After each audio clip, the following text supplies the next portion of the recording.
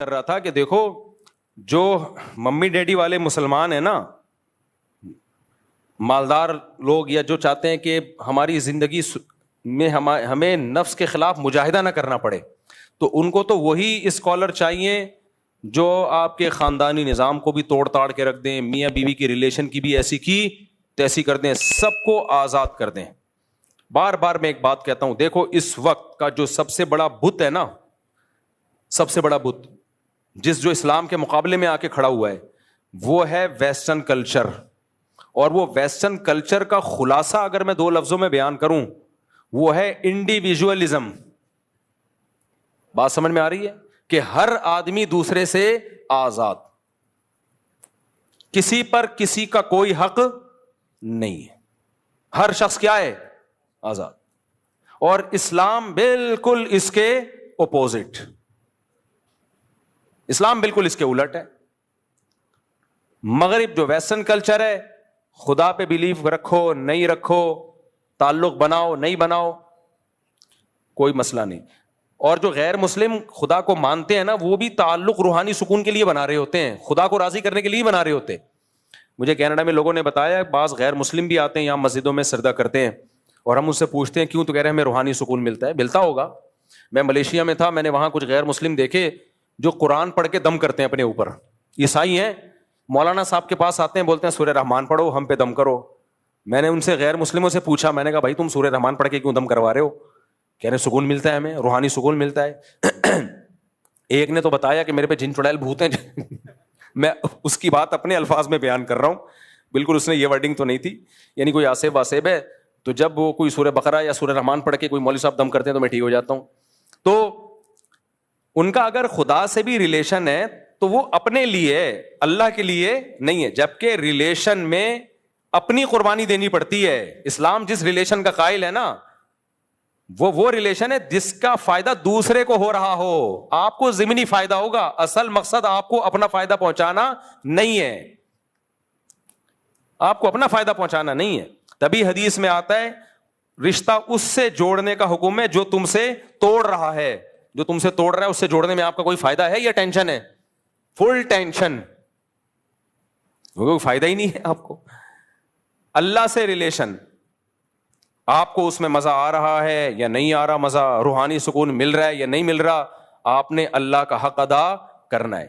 کتنے لوگ ہیں کہتے ہیں ہمیں نماز میں مزہ نہیں آتا، نماز پڑھنے کا دل نہیں چاہتا، بالکل مفتی صاحب نماز میں دل نہیں لگتا۔ تو میں ان سے کیا جواب میں کہتا ہوں، وہی جو علماء کہتے ہیں، بھائی دیکھو غلام کا کام ہوتا ہے آرڈر کو فالو کرنا، چاہے دل لگے چاہے نہ لگے۔ آپ کا باس آپ کو کہتا ہے کہ یہ چیک ہے، کمپنی کی رقم فلاں بینک میں آئی ہوئی ہے، اکاؤنٹ سے نکال کے لے آ۔ آپ کہیں سر مزہ ہی نہیں آ رہا جانے میں اور اکاؤنٹ سے پیسے نکالنے میں، دل ہی نہیں لگ رہا، کہے گا یہ تیرا ہیڈ ایک ہے، یہ میرا ہیڈ ایک نہیں ہے۔ باقی تو کہیں بھی نہیں کہہ رہے ہوتے دل لگ رہا ہے نہیں لگ رہا۔ نماز کا جب مسئلہ آئے گا دل نہیں لگ رہا، روزے کا مسئلہ آئے گا دل نہیں لگ رہا، تلاوت کا مسئلہ آئے گا مفتدہ مزہ ہی نہیں آتا۔ تو غیر مسلم کا جو اللہ سے ریلیشن ہے، جب تک اس کو سکون مل رہا ہوگا ریلیشن ہے، نہیں ہے سکون تو نہیں ریلیشن۔ مسلمان کو ایک صاحب مجھے ملے، انہوں نے کہا میں 15 سال سے تہجد پڑھ رہا ہوں لیکن میرا دل بالکل بھی نہیں لگتا۔ میں نے کہا شاباش۔ علامہ ابن سیرین رحمہ اللہ کا ایک قول مجھے یاد آیا، کہتے ہیں میں نے 20 سال تہجد پڑھی ہے نفس پہ جبر کر کے، 20 سال کے بعد دل لگنا شروع ہوا ہے۔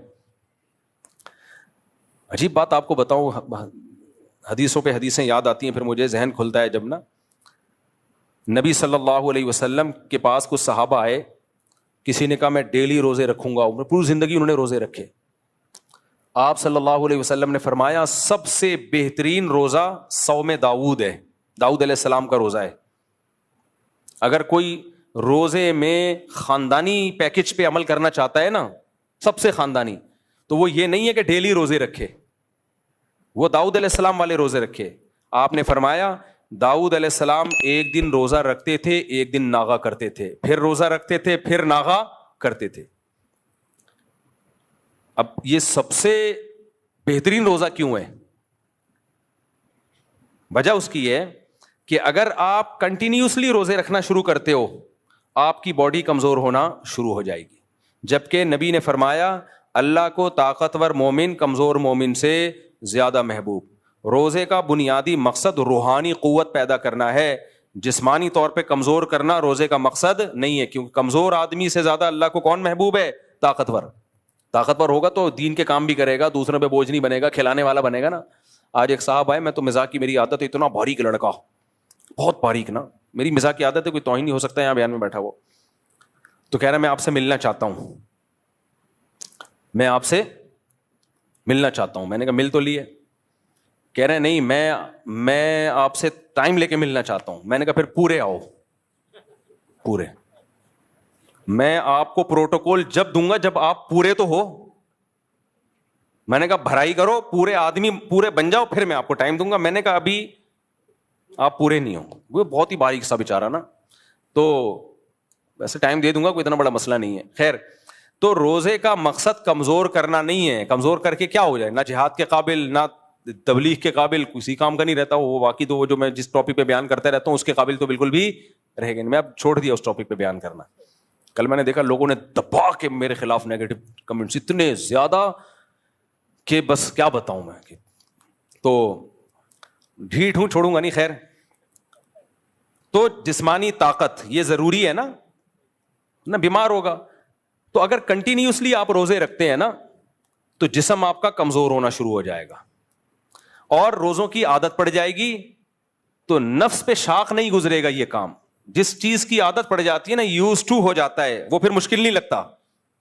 ایسے بھی علماء گزرے 13 سال لگاتار روزہ رکھا سوائے بقرعید اور عید کے. یہ جو صاحب ہدایہ ہے نا, جو فقہ کی دنیا کی مشہور ترین کتاب, دنیا میں سب سے زیادہ اسلامی قانون کی کوئی کتاب اگر پڑھائی گئی ہے اور حکومتوں میں نافذ رہی ہے تو وہ ہدایہ ہے, جو برہان الدین مرغینانی رحمۃ اللہ علیہ بہت بڑے فقی گزرے تھے, ان کی ہے, جو فقہ حنفی کی مشہور کتاب ہے. یہ آکسفورڈ یونیورسٹی میں ایک طویل عرصے تک پڑھائی جاتی رہی ہے.